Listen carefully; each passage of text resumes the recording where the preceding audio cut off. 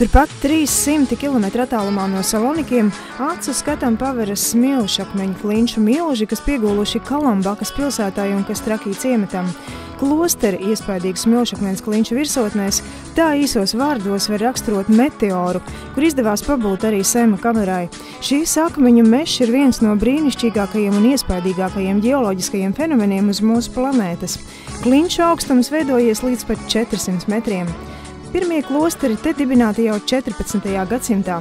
Leģendas vēsta, ka ērglis ir uznesis klints virsotnē pirmā klostera dibinātāju Svēto Afanāsiju. 16. gadsimta vidū ir laiks, kad klosteri uzplauka. Tolaik gandrīz uz 24 klintīm tika uzcelti klosteri un dievnami.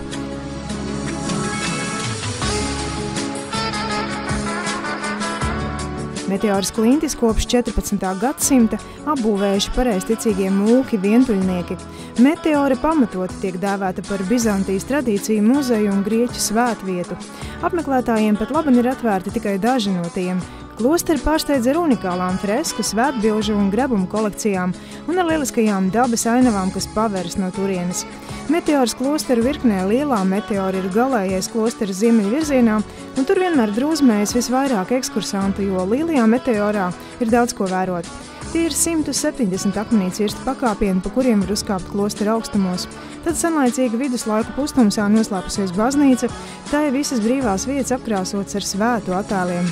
Zemes durvis, kuru priekšā jāpieliec galva, lai neapdauzītos, ved uz veclaicīgu darbu rīku un vīna trauku noliktavu. Turnī izveidots balkons ar sietu, kurā mūki pacēlās uz klosteri.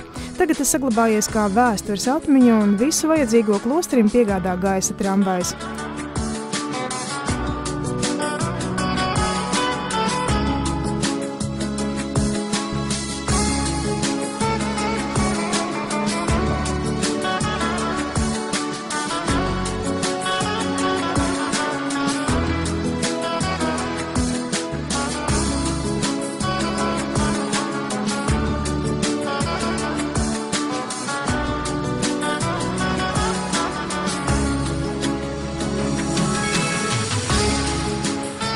Apmeklētājiem jārēķinās ar tērpa maiņu. Meitenes bikšu un šortu vietā tiks pie jaukiem pumpainiem svārkiem. Savdabīgie klosteri rādās neapdzīvot, jo mūki nekur nav manāmi. Vai nu viņi ir labi paslēpušies, vai arī atraduši kaut ko labāku par dragnajām veclaicīgajām cēlēm. Svētā Stefana klosterim piekļūšana ir vienkāršāka par vienkāršu. Tas meteorā ir vienīgais klosteris, kur sevi nav jāapgrūtina, raušoties klinšu virsotnē pa nebeidzamām kāpnēm.